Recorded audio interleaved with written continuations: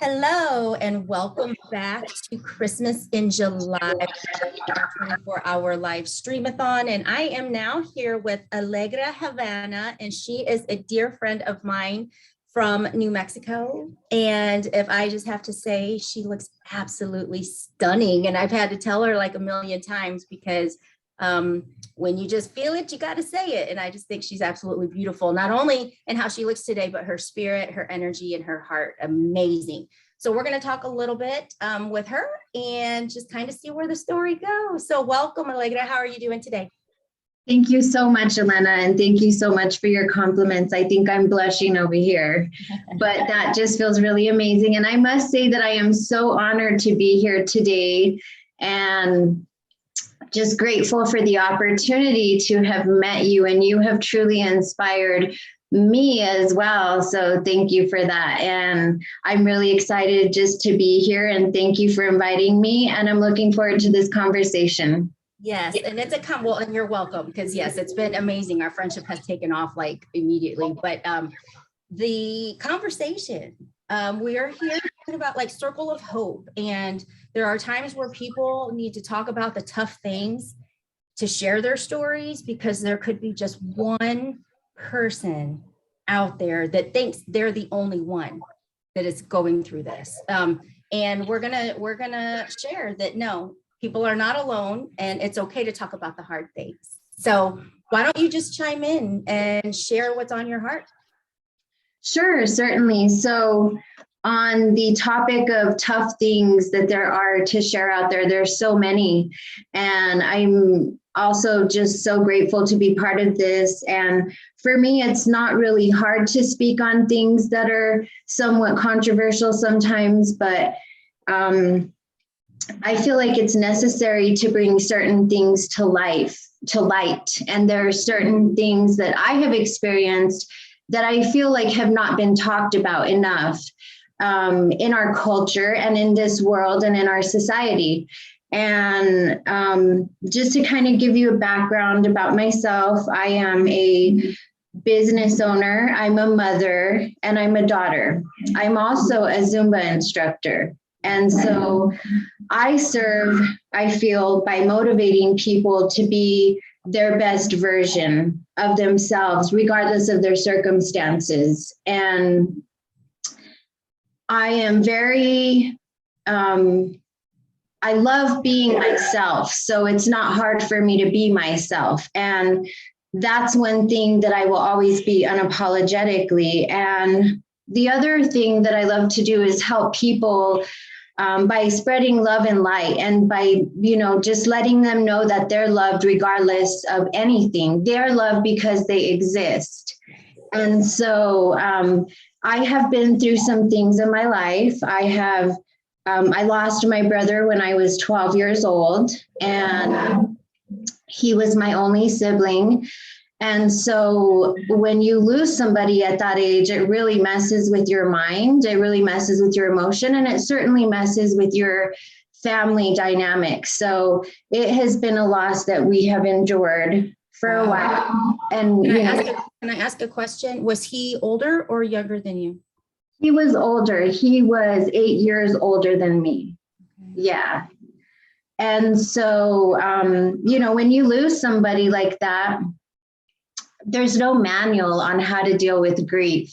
Mm-hmm. So we all do the best that we can. And for me, I feel like that's when the beginning of my journey started, my journey towards healing, and that was probably one of the biggest heartbreak at a young age, right? So since that happens, it gives you a different perspective on life, and you learn to appreciate things a lot more. But one of the things that, if there's anyone out there struggling that has lost someone, I just would like them to know that they're not alone. And grief is a lifelong process, and it's something that you don't heal from like tomorrow. You're always grieving, because when you love somebody, you will always have grief attached to that. And so I've learned to accept that. And so one of the things that I have experienced is loss in my family. And in our culture, death is something, especially because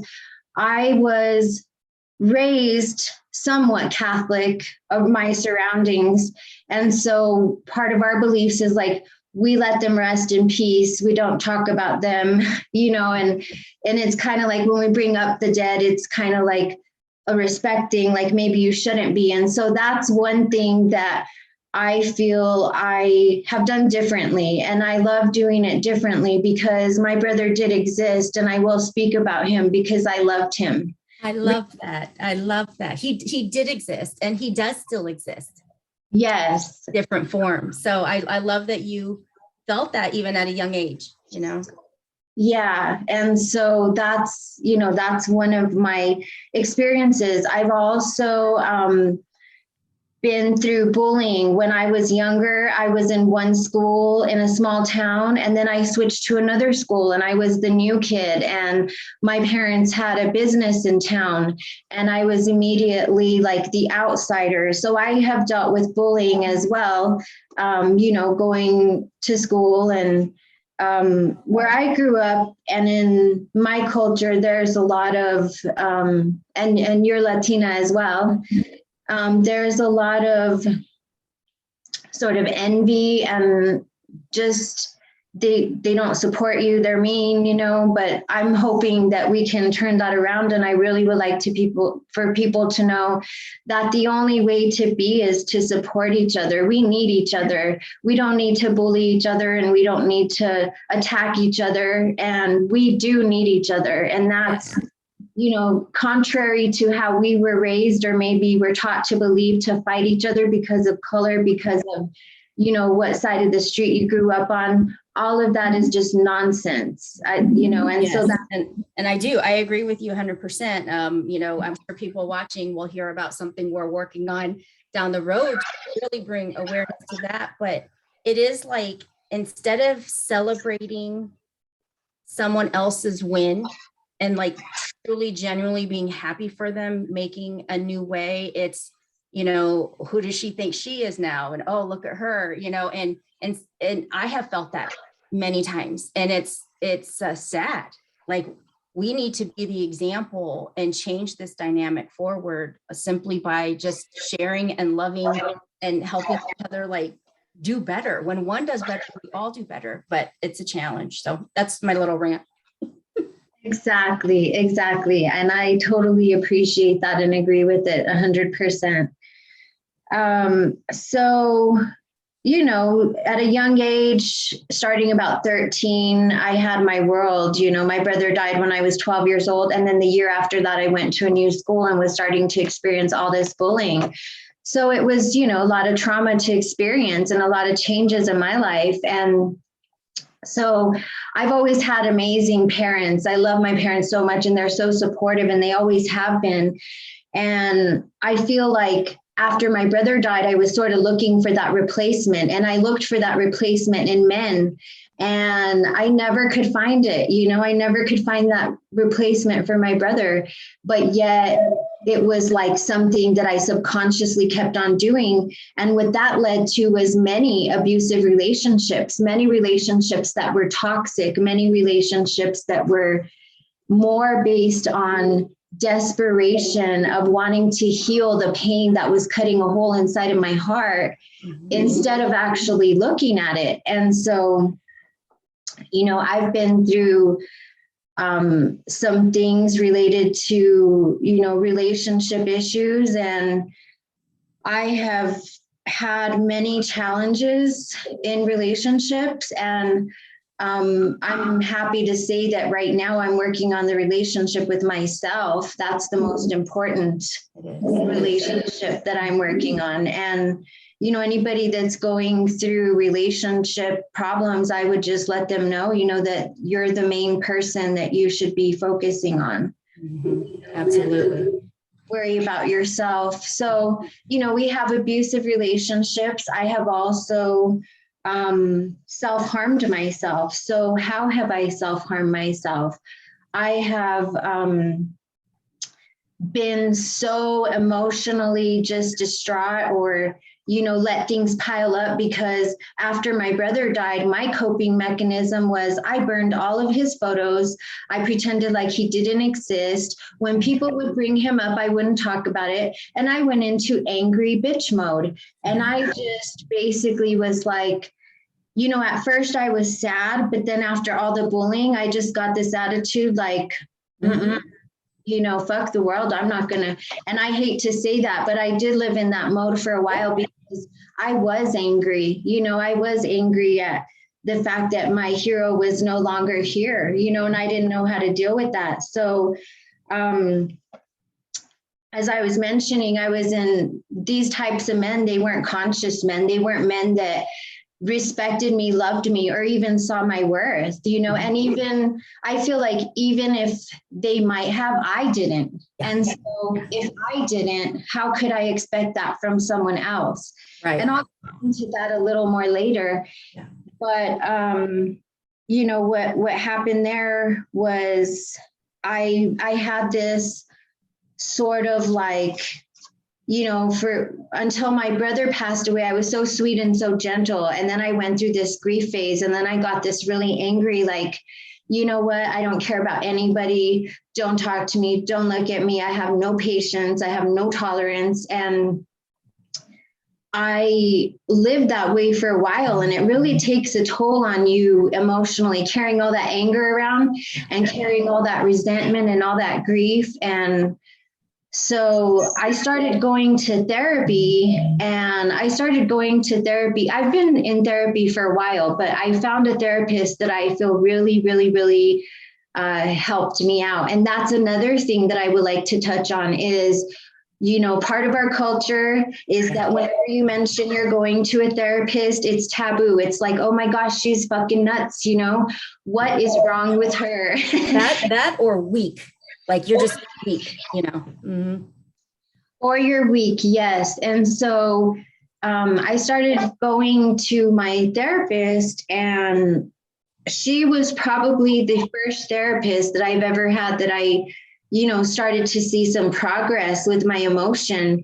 And I was like, and my feelings and my processing this grief, and so when I met her, I had just started teaching Zumba and dance fitness. And so I started seeing her, and, I was having these major migraines. So when I went to go see her, I had migraines that would last about 25 days a month.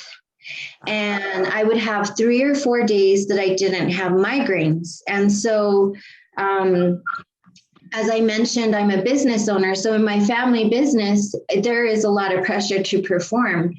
I have a role that's a management role, and I have to be on it, and I have to be on top of it, especially, during that time.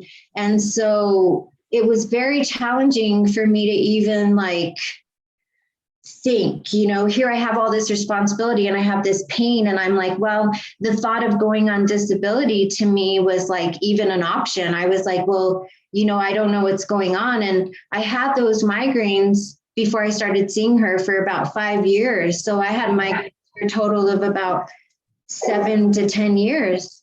And so at that point, when somebody has pain like that, well, what are they going to do? They're going to seek relief, right? So how did I seek relief? I go to my medical doctor and I tell him, I have these migraines.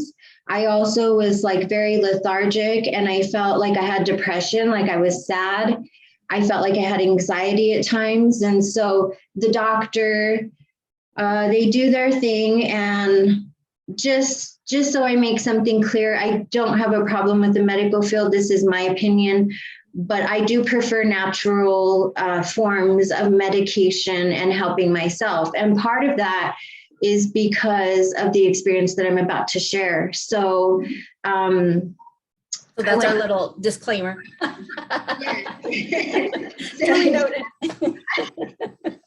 Exactly. So I started talking to my physician, and my physician starts to give me different pills to take, right? And so I have a pill for antidepressant, I have a pill for anti-anxiety, I have a pill for migraine now. So we tried probably about maybe 7 or 8 different migraine medications, and there were some that were like nerve blockers, and every time I would try a different one, it was like, just like, oh gosh, what is this one going to do to me? You know, there were side effects that were just horrendous on some of them. And so I found one that I really liked, and that was a barbiturate. And if you don't know about barbiturates, they are habit forming. So I started taking barbiturates, and they worked wonders. It's like, not only did my pain go away, but all of a sudden I was really cheerful, you know, and it was just like, wow, where has this been my whole life? But as time went on, I started noticing that if I would take those, I would have like a lot of energy, and then I'd really be like exhausted. And then all of a sudden I needed another one. So I would go and get another one. And then what happened was, with my prescription, I started needing more than I had. And so I started going back to my doctor and telling him, you know, these aren't lasting me long enough. So then we started having the conversation of, is this the best medication for you? And I'm like, well, I don't know. You're the one that prescribed it to me, you know? And so then I went through time periods where I wouldn't have any, so I wouldn't be taking any, and I'd feel like crap. And I was like, gosh, this is horrible. So then I started. Can I ask a question real quick? Because like, I don't know anything about how it feels on the barbiturates, but were you aware that it was that you needed? Like, did you have that fear of like, what am I going to do if he doesn't prescribe anymore? Were you aware that this was happening and already out of the control of it? Or how did that light bulb come on that I think I'm probably needing these too much, you know? Yes. So when I went back to him and, you know, I started needing them more frequently, then we started seeking alternative methods and took me off of that. But then at that point is when I really noticed, oh my gosh, you know what? I really need a pill right now, because I felt edgy. I felt like, I don't know how to explain it, but I felt like, what the heck? Where is that pill? You know, so then I kind of noticed consciously, well, that's not something that's healthy, right? So that's when the red light moment came on, the red light bulb moment came on.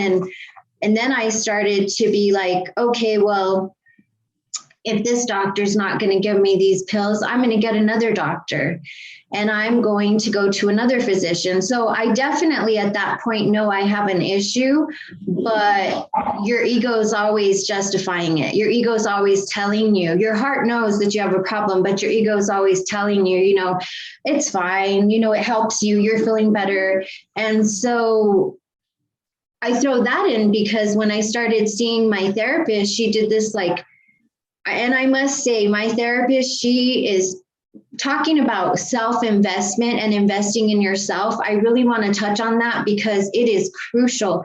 My therapist does not take insurance, but you know what? Every payment that I have given her has been like worth it. And you know why? Because I'm worth it. And that's just something that I want to throw out there. Sometimes we're afraid to spend on ourselves and to dig into our emotions or even our personal development and self-care, but it's crucial for your personal development, you know, and it is. It's so true. Mm-hmm. It is. And with her, she started doing this just like whole life assessment, like, okay, we're doing these assessments. So she's a psychologist. So we're doing all these assessments. And then on top of that, we're doing a lifestyle examination. So what does that look like? That looks like we're breaking down my meals. I'm telling her what time I get up. And it's like, wow, this is really cool. I've never had this before. This is quality mental health care. And so I just really started working through so many issues with her quickly. And one of the things that came up was I had to fill out a journal and I had to write down everything that I consumed that day. And when we started our sessions, one thing that she made me promise was that I would give her the respect and myself the respect of being honest at all times, because if I wasn't honest, then it wasn't going to work. Yeah. And so, you know, when I'm over here writing out everything that I've consumed during the day, and I know I've taken 6 barbiturates and I'm not supposed to, and I have to write that down, I'm not going to lie. I didn't want to tell her because I was like, you know, but I think I had reached a point in my life that I was so sick and tired of being sick and tired. And I was like, hey, you know what? She's been doing this for 30 years. Maybe she can help me out with this. So I was open-minded enough to give her method a chance. And sure enough, that's the first thing that she attacked. What am I consuming? What am I putting into my body? And she just really educated me on your body and how amazing it is. One of my assignments was, and she would give me assignments. That's what I loved about her. She would make me research the human body, all of the organs. I'd have to know what each function was. And then I'd have to have a conversation with her about that. And it's like, it was just very educating. And when we got to the topic of the painkillers, she just got really alarmed and really upset at the doctors that were prescribing it over and over and over. And so we started to have that conversation, and then came out, you know, oh, and on top of that, I am drinking tequila as well, you know, so in addition to the pills too? In addition to the pills, yeah, you know, so I had a very stressful job, and, you know, how I grew up in a family that's very lively, you know, we love to dance, and we do love our tequila, we love that. And so that was how I relaxed. That was how on the weekends, you know, if I had a shitty week, I'd drink some tequila. But I also noticed with that like, you know, my need, I felt like I had a need to not feel, and I would do whatever it took to not feel, period. And that was any emotion. You know, I didn't want to feel anything. I don't want to be sad. I don't want to be happy. I don't want to love. I just want to be numb. And so then we started having that conversation, and that's when the fun began, because of course I'm like, I shouldn't have told her anything. I don't like her. Right. Right. Because then we start having the accountability and the education about, you know, well, let's see why you're doing this, you know, and it's not healthy for you. So then that's how we started. And as I had mentioned, the traumas that I have been through before, we went through a lot of that in my therapy session, and I'm just going over my notes right now. Mm-hmm. But part of what I wanted to also talk about today was beauty in our culture and in this society and in this world. And thank you so much for your compliments at the beginning. I appreciate it. And I admire your beauty as well. And one thing that I would like to talk about is, you know, to have people question their standards of beauty, and who sets those, and who tells you that that's beautiful, and does that work for you? Because just because you have been told something doesn't mean that it works for you or it has to. Mm-hmm. And so one of the ways that I came to that conclusion is I've always loved to dress up, and I've always loved to take photos, and I've always loved my beauty. And I've always been in fields, like when I was younger, I was in the cosmetology industry. So I have my cosmetology license, and I did that for many years. And then I'm in fitness right now. So in those industries, it's very much based on physical. right? It's, we got to look, when I did hair, I used to have the longest nails and wear the biggest heels. And now you won't find me caught dead in a pair of heels. Hey, I'm right there with you too. Heels over here.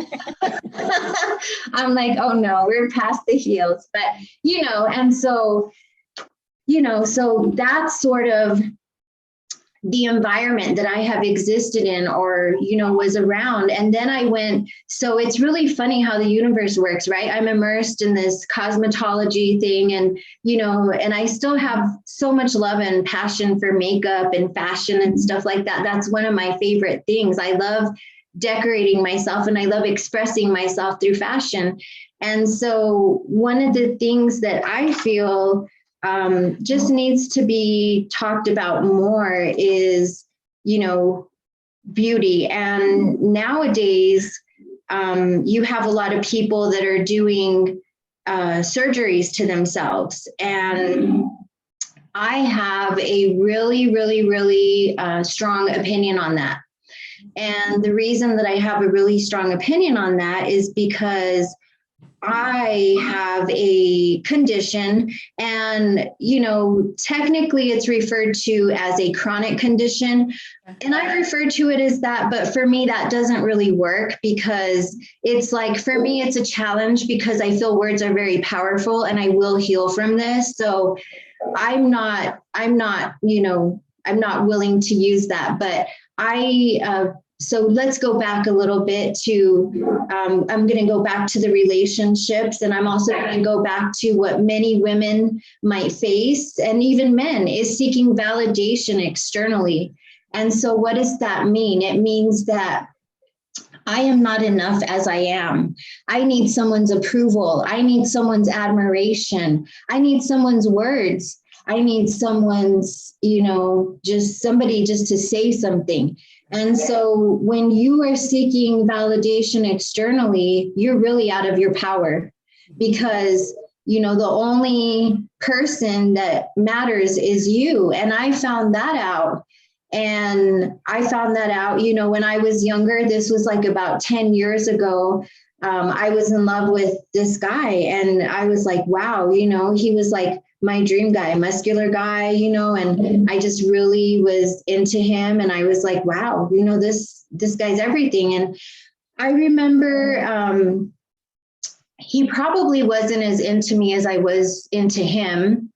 And that became apparent a little later. But one of the things, and it's really funny how throughout our lives, we really allow the opinions and ideas of others, what they think of us, really just impact our heart, and sometimes even have us make decisions that impacts our lives, and for me, I was with him, and I remember at one point, one of his comments was, he had never been with a woman that didn't have implants. And I was just very different. And I was like, breast implants. And I was like, wow, so I had thinking different how? Different, probably different good never crossed your mind.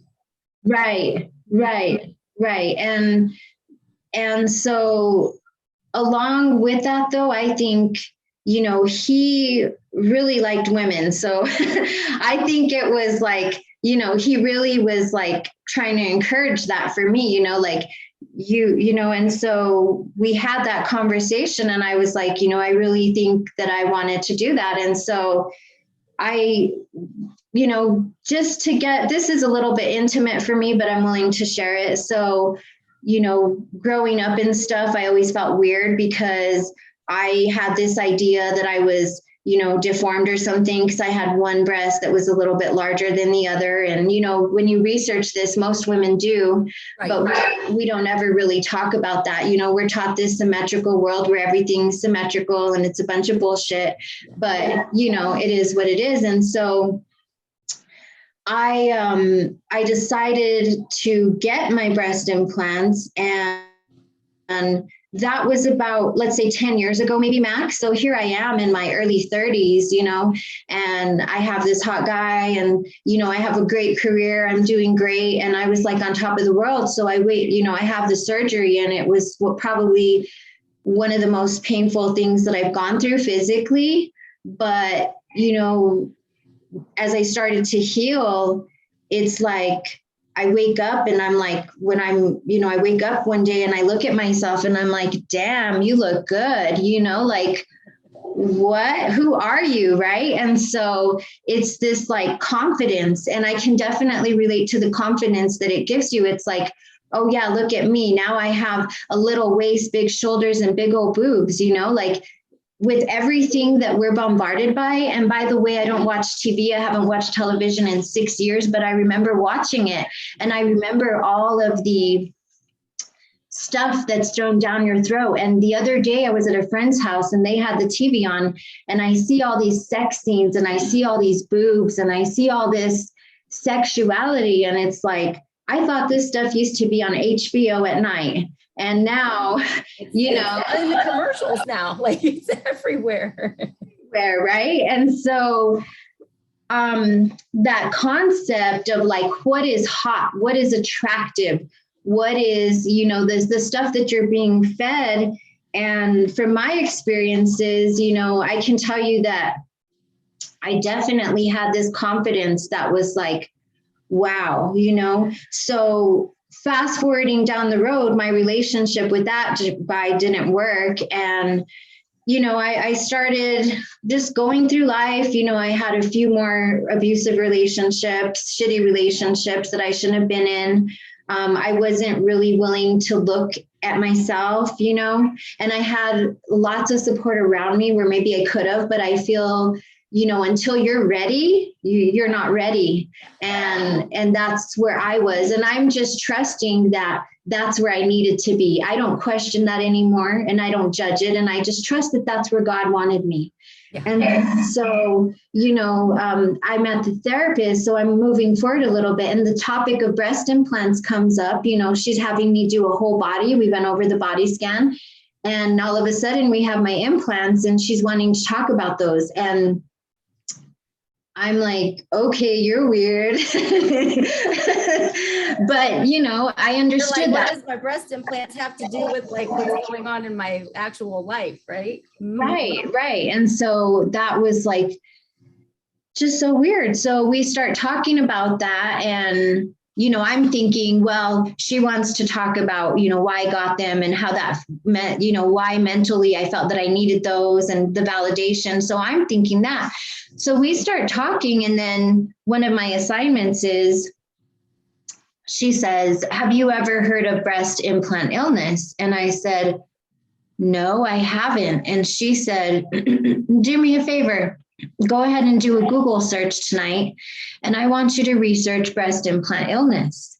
And I also want you to research what materials are in your breast implants. So if you give me a second, I would like to share that with everybody here today. So all I'm going to do is take my phone, I'm going to go to Safari, and I'm going to do a search, and I'm going to do makeup of silicone gel. So just to educate those that are watching, there are two types of implants, and one of them is silicone and the other one is saline. So silicone has a silicone enclosure. It's enclosed with silicone, but so does saline. So saline is basically this water formula with silicone over it, and they come in many different sizes. So if you've never seen them, I would definitely recommend you do a Google search. And if you've even been interested in getting implants, everybody out there, I definitely recommend that you do this. So I'm going to read to you the disgusting things that are in breast implants. Okay. So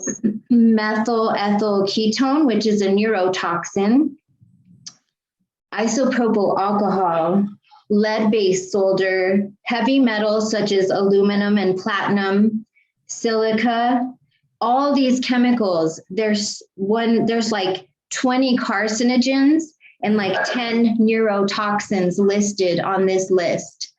And so one of the things about this is that breast implant illness isn't really mainstream yet. You have bits and pieces and pockets of people that are taking out their implants, including celebrities. But the thing is, they never tell you why. They're just telling you that they're taking them out because they wanted smaller breasts. But most of the time, many of them are having experiences. So if you do another Google search and you research symptoms of breast implant illness, you're going to find so many. But for the purpose of this today, I'm going to share with you my symptoms. And so when I went to my therapist, the symptoms that I was experiencing are as follows. So as I mentioned, I had migraines up to 25 times a day, a month. A month. Wow.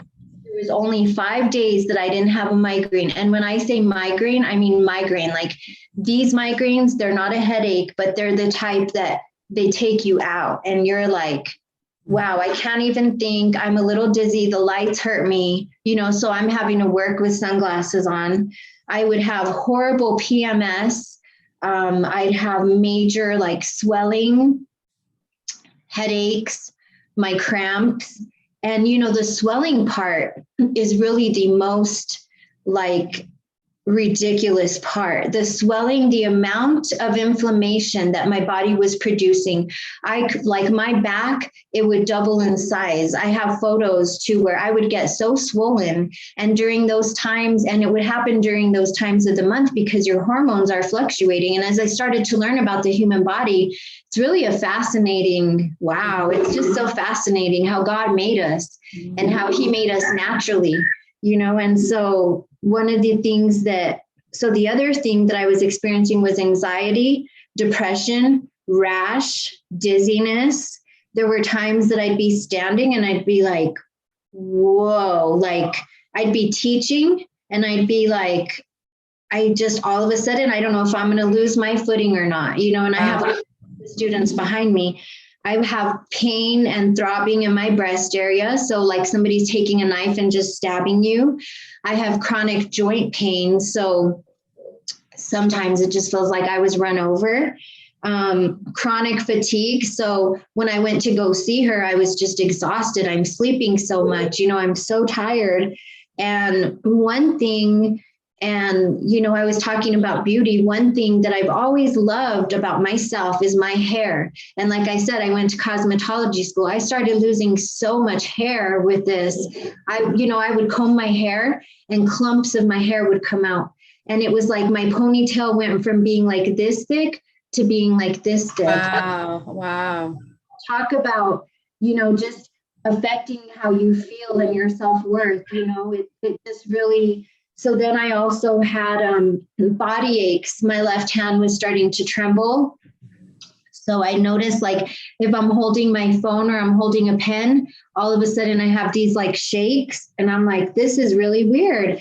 And as I mentioned, part of my passion is to do my dance fitness. And when I'm doing my routines, I just can't remember. I'm like, so it really affected my memory. It was like, gosh, how can I not remember this, And so these were all things that I researched when my therapist told me to do this. So then I come back to her and I'm like totally like floored. You can imagine when I started researching this, it's like a whole door just opened to me to this other world. And it was like, I had no clue. I would have never even thought that in a million years, Yeah. Who thinks that? And for me, when I went in to get my breast implants, I did ask the surgeon, I said, are there any dangers? Are there any side effects? Are there anything? Oh no, it's been FDA approved. They're totally fine, and I asked that. I was also doing research at that point, all the informational pamphlets that they give you. And for me, I'm 31 years old. I'm from Mora, New Mexico. All I know is I want to look fucking hot. You know what I mean? Like, So, if you got these implants and they're going to work, let's put them in. And that's how most people think when they're younger. You don't really think, you just have this thing about, I want to look a certain way, or I want to get, attention, whatever your reason is. And so when I started just kind of researching all this is where my journey began. And so my therapist and I, we started having a lot of conversations around these breast implants. And, we started what I just I feel the most valuable thing about that with my therapist was just the process of detoxification. And it was just this, we did this analysis and we did all of the toxins. And I'm not just talking about the toxins that I'm consuming, but the toxins that are around me. Who are you around? You know, those types of questions. And so we started doing this like detoxification. And the first part was actually looking at the problem. And that's one thing that I have learned in my life, that if you're not willing to look at something for what it truly is, then you're not going to fix it, because you have to look at it and you have to say, so, here I am, and I'm looking at this illness and I'm looking at this like, wow, and I'm also looking at the fact that I'm tired of being sick 25 days out of the month. I want to go on disability. So I'm willing to do whatever at this point to feel better. So I started taking her advice and just really researching more about herbal remedies, about herbal pain medicine, about just how the body is so magnificent. And then the topic came up about explantation. And I'm not sure if you know about explantation, the people that are watching, or you do, Elena, but basically, explantation is the process in which the implants are removed from your body. And so the first part in healing is that, because you need to remove these toxic substances that are in your body, but the healing just begins there. It's like, it's a long road and it's a long journey. And the reason why that is because basically you have poisoned your body. So you have all these toxins that are in your body and they're in your bloodstream, and they need to come out. And so there's a whole lot of research that I do on my own. And there's a whole lot of, so going back to my therapist, so we start talking about the breast implant illness, and it just really starts to make sense to me. And, I started first by giving up the barbiturates and then, the alcohol at once on the same time. And that was very difficult, but I realized that I had a problem. I realized, every time I would go to the pharmacy, they had me on this list, like, that she's here. It was just like, oh my gosh, I need to address this. So I just started to really look at that and started to research it and found out so much about it, and started to speak to women and started to speak to women on Facebook groups and started to become part of Facebook groups on Instagram, on Facebook. And I just want to say for everybody that's watching today that this is very difficult for me to share because it's very intimate. But I realize that people have to be made aware about this, because we have young ladies and we have older ladies and we have all the ladies that are thinking about this. And if you're thinking about it, I really just want to give the message today that you make an informed decision, because like anything else, yes, there's some people that have big boobs and they have implants and they never have anything and they live life and they're wonderful.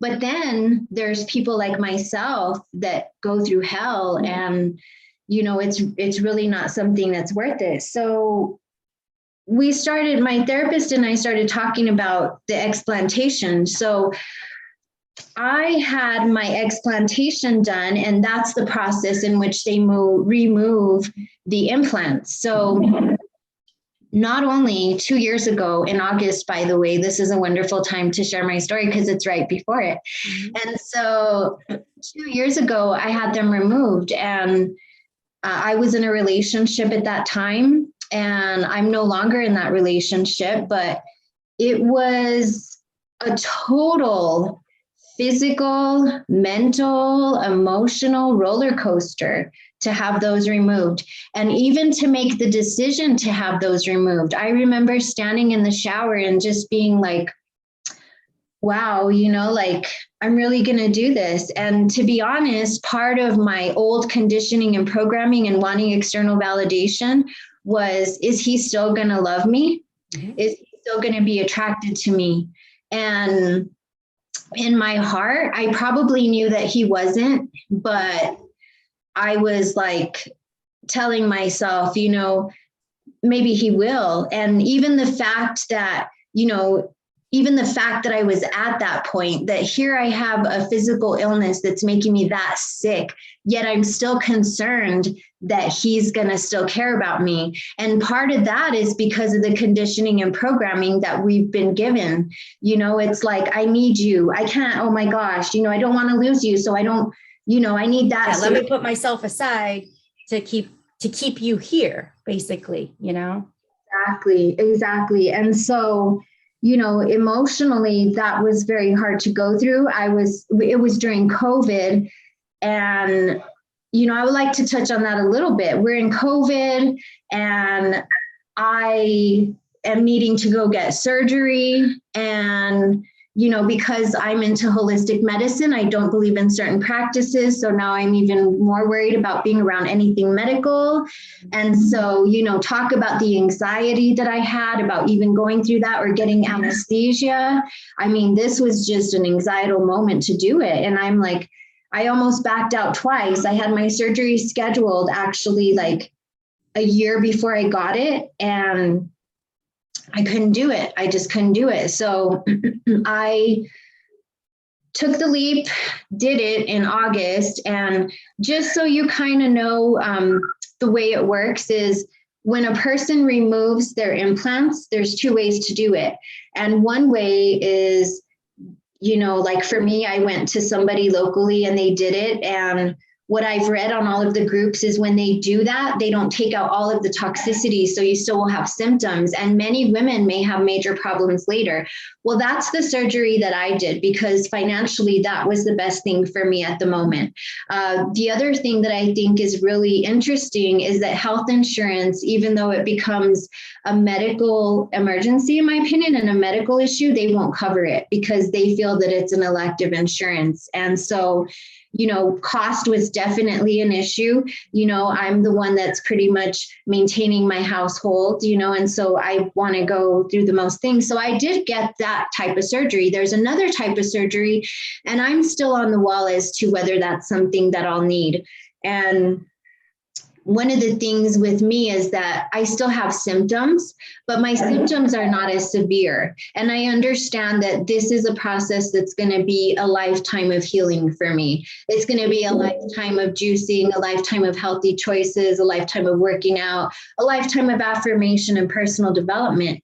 And in order to stay alive and feel healthy, I'm willing to do that for myself.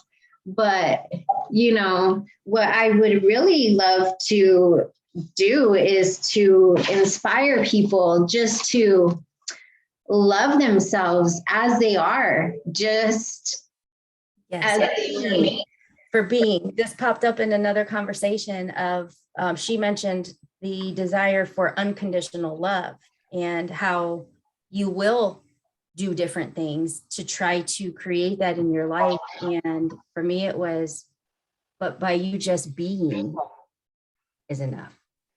Yes. And we need to share that message. You are, as you are, worthy of love. Exactly. And I think that is just such a powerful message. And it's, I love my social media and there's parts about it. And I love also that, you and I have connected, and I feel like we're both using social media in a positive way. But that's one thing that, I would really love to stress on are all the filters and all of the stuff that, is out there that kind of create these thoughts or concepts about what beauty is. And that's why I really want people to question that. And I really, it's almost like you go anywhere, and if you're over 40 and you haven't had Botox in certain places, it's like, what are you doing?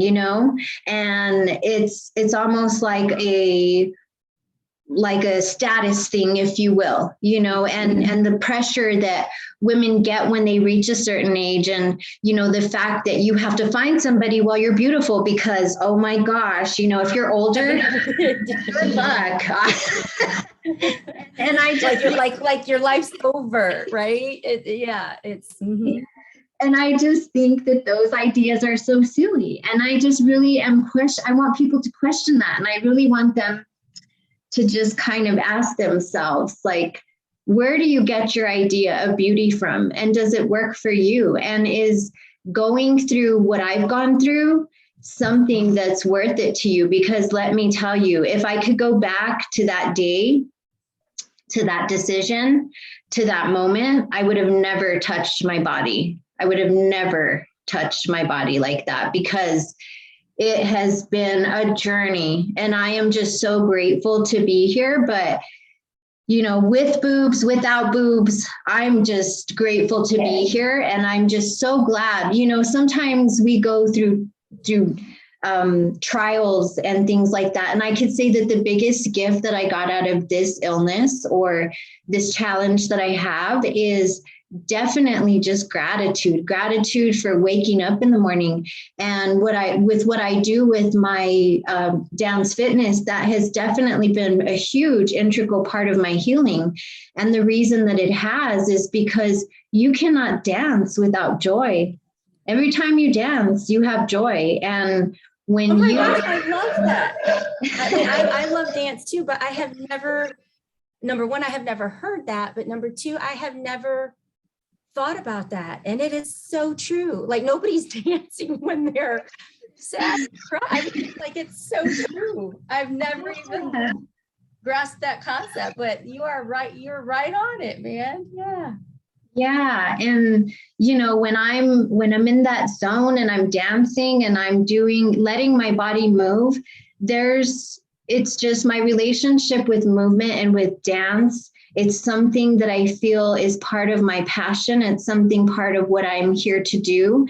And it's just so empowering. And, you know, if there's anyone out there that has these, you know, hangups, it's always about what people think about us, about dancing. You know, I just want to encourage them that your body is meant to move the way it's meant to move. And the journey through dance that I've experienced is that your dance is very much connected with your energy. So if you're low energy, like I look back at videos and I was going through a really hard time at that time, and you could totally see it in my dance. You know, you could see it in the way I moved, in the way and so for me, dance and movement is really transformative, because what happens when we have all of these things that happen to us, all of these weights that we carry, even though dance is a physical act, it has been something that has helped me heal my traumas by moving, by processing energy, because it's a spiritual experience.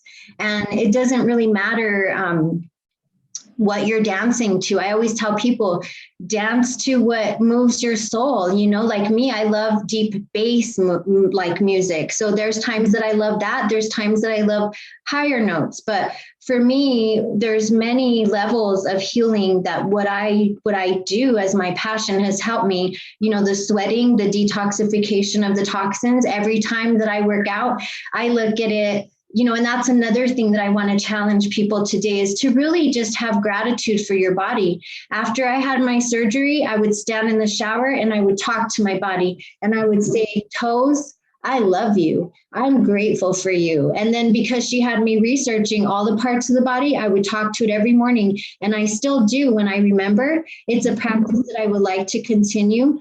But I feel like we're so busy and we're so caught up in sometimes this fantasy world, but we really need to see how amazing our body is and what it does for us. And even just the gift of movement, even just the fact that I'm able to speak to you and I'm able to see you and I'm able to, you know, just sit here straight up. It's like, those are all such little things that we take for granted. And until you have a health issue, let's say like I've had, you don't really see that until you've been presented with that type of challenge.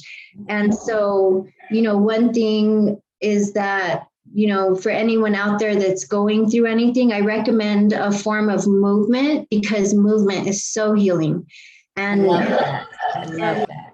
Yes. And it's just so, you know, like I do like to keep my physical self up, but mostly for me, movement is a form of therapy. And I can tell you, like 3 days and I haven't danced, I'm one moody individual. I get it. I totally get it. That was like me watching, don't realize I like texted you and I'm like, I'm running like 5 minutes behind. I'm coming because I got done working this afternoon and I came home and I'm like, I got to just jump on my exercise bike. Like I got to sweat. I got to do something. And it was only like 15 minutes and then I had to shower and everything. But, you know, it had been almost like 2 weeks since I've been on my bike. And I'm like, it was like cringing at me. So yes, like all of those things are so just healing to your energy, to your soul, to your spirit. And most people don't realize that if you're tired and you're feeling like low, go move, and you actually get energy. So. Oh yeah. And that's so true. It's like, I have this group of girls that I used to teach in the town that they live in. And now I work out with them virtually. And every time that we're about to work out virtually, we're like, oh gosh, we're so tired. None of us want to work out, right? We're like, we just want to go back to bed, but we always have the same conversation. It's always the same.